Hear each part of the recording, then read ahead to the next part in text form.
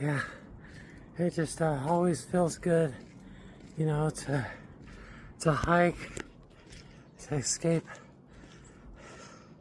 That's escape. That's what the hell, you guys. Yeah. Rostowich presents.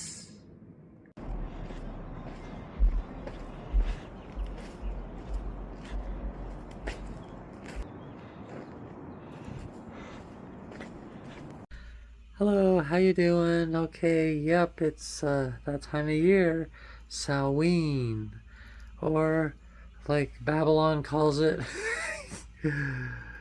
Halloween. No, we call it Halloween too. But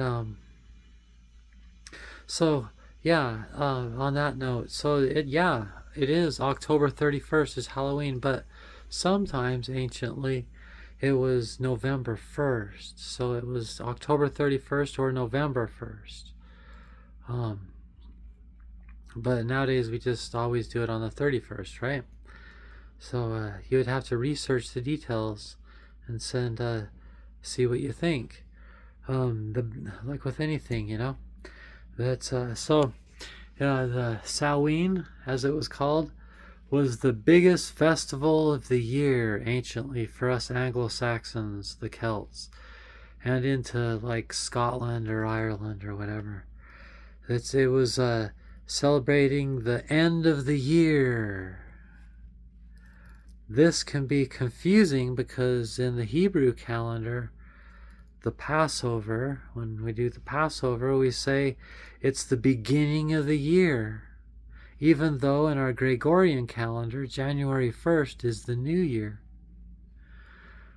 But with this holiday, we are talking the shamans of my genetic background, Morrison, Field, and to name a couple, the Anglo-Saxons, and part of my family's French. But right now, we're talking about that. And my son, on his mom's side, has some red hair that's Hispanic, but red-haired Hispanic people. So the Celts were in Spain too. So anyway, the bards. To the bards, the ancient shamans, aka the witches, because I'm a witch, so I want to know what the ancient witches of my people did, and so then that would be like the bards, ladies of Avalon, the druids, and Samhain was the biggest festival at the end of the year.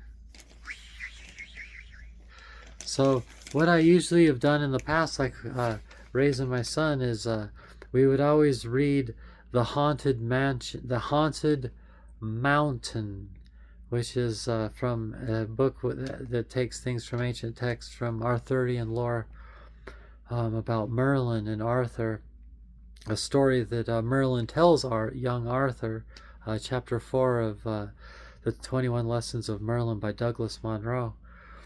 So I read that.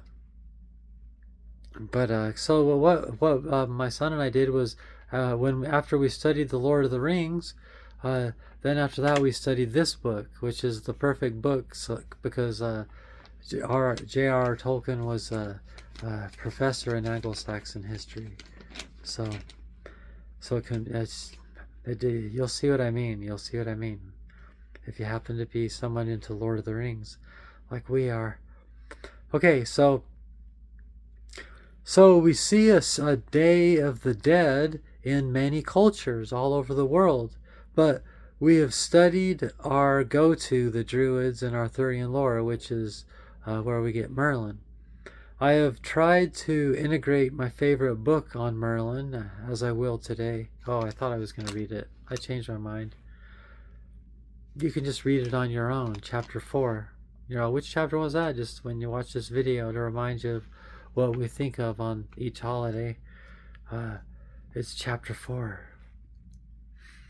Okay, so the 21 Lessons of Merlin. I'm sure Merlin must be based on many men, not just one, etc., created by the hands of mankind, like all myth. But never you mind.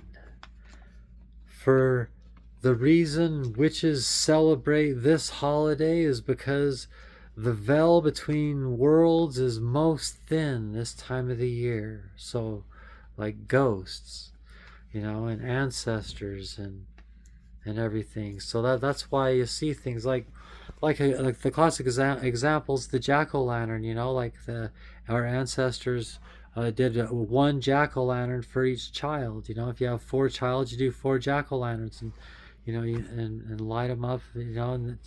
So the theme, like if you were like an alien and you're seeing there, you do this thing called Halloween, and you're like your first Halloween, you're like, oh, the theme is scary. Everybody's dressed up scary, scary movies. The theme is scary, right?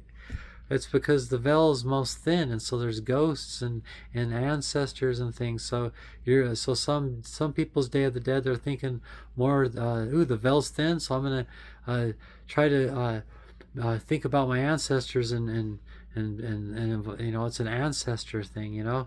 But with other people, it's thin, so ghosts might come and get us. So it's like scary to scare off the evil spirits. So the Halloween's scary, and the theme's scary to be scary because the veil's thin to scare off all the scary ghosts. And so that's kind of, and the themes like bobbing for apples is an example of something that the people have done to celebrate Samhain.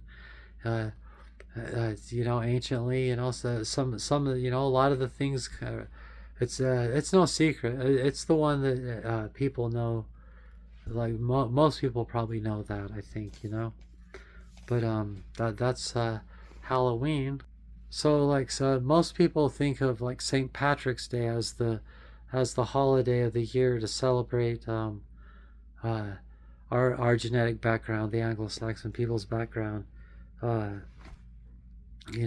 but like Morrison, or my last name Morrison, which is either Scottish or Irish, probably Scottish. Most of them are. Um, like how I think about it is on Halloween. Halloween is my the day of the year where I celebrate not just the veil being thin and all the scary fun things. At this point, it's fun. Like you do horror movies, or who knows what you do, all the fun things, and you see a different side of people. Like my mom celebrates Halloween, and she doesn't normally like scary things and things like that, and that's probably true with your mom too, and blah blah blah. And it's so cool. Uh, so it's all of it. It's not a contest. Just it's a fun time. It is that, and then it's time to also think of our ancestors. It was the witches of our past's favorite. Like our way pasts before Christianity. It was our biggest holiday. It wasn't St. Patrick's Day. You know.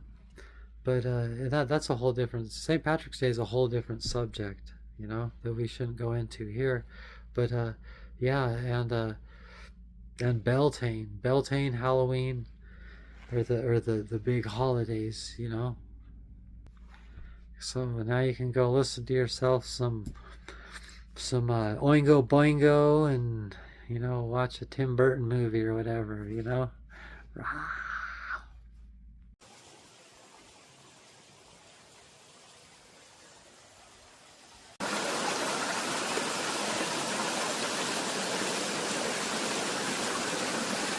We all connect within.